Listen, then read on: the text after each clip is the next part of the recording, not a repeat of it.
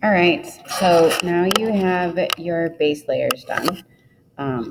You have the background filled in and you have the main color um, of your object. I'm going to turn it this way. It's easier for you to see. Okay, so now what we need to do is we need to start building up the actual image. And you can always go back to the background later too if you feel like the background needs to be stronger or anything like that. So I'm working off my reference image here.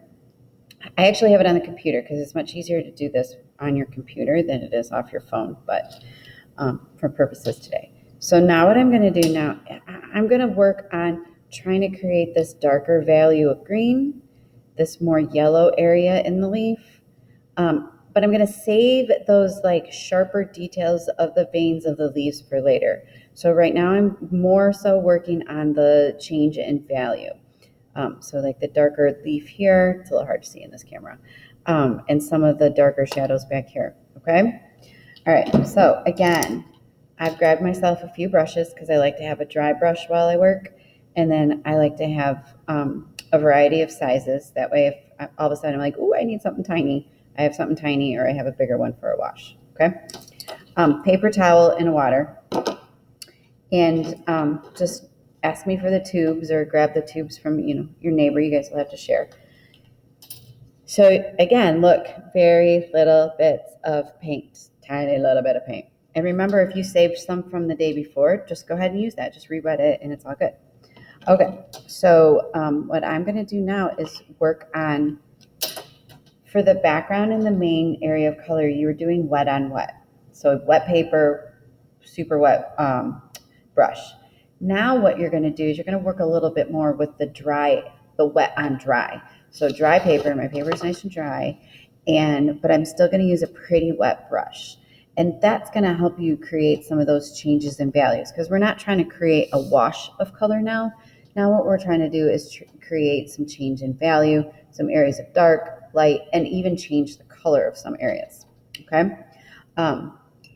So I'm not going to pre-wet my paper like I did last time. I'm just going to leave that be. Sorry, this paintbrush I picked up has a little bit of someone used it for acrylic, so it's got acrylic stick in it. All right, so I'm going to mix up my green. And something, when we did our acrylic painting, so I'm mixing up my green, but sometimes the green is just too bright of a green, and it's nice to hit it in with a little bit of the complement. So the complementary color of green is red. So I'm just going to take a teeny bit of red. That was more than a teeny bit. So I'm going to have to go back in there. And it's just going to dull the green a little bit, because the first thing I'm going to, I want to come in and create some darker value. So, and you can see working dry on wet gives you a little more control with the paintbrush, so it's not bleeding into the other leaves. But the tricky part about it, it doesn't, you have to catch it before it dries to get a smooth transition. So you can see right now, like, it's looking a little chunky here. Like, you're like, ooh, Miss Hawkins, I can totally see. Yep, you're right, you can. The dark to the light. So that means before this dries, I'm gonna rinse my brush off. I'm going to dry it just a little bit, and I'm going to come in here and scrub the transition, because I don't want it to look chunky. I just want it to look like there's a darker value and then a lighter value, okay? But you have to do that before it completely dries, otherwise it just sets into the paper. I'm going to wash my brush again, dry it off a little bit, and complete the transition.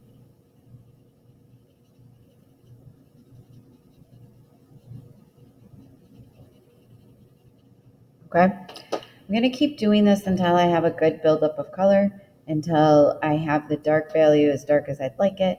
And also adding in on that one leaf, there was some yellow. I'm going to add some yellow. So I'm going to continue doing that. The only hard part is I can't work on this leaf right now. I got to let it dry off a teeny bit.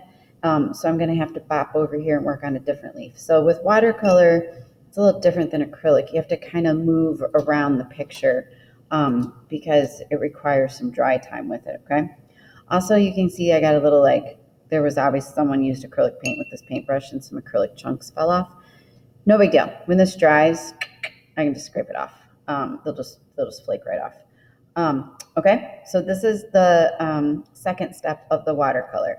After the washes are done, then you go in and you're working wet on dry, trying to create value. All right, perfect.